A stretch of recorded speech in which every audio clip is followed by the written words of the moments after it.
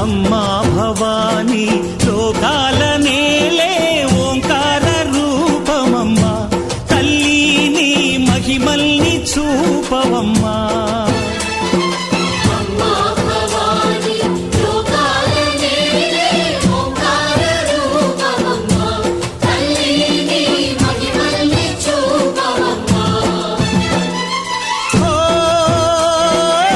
సృష్టికే దీపమా, శక్తికే మూలమా, సింహరథమే నీదమ్మా.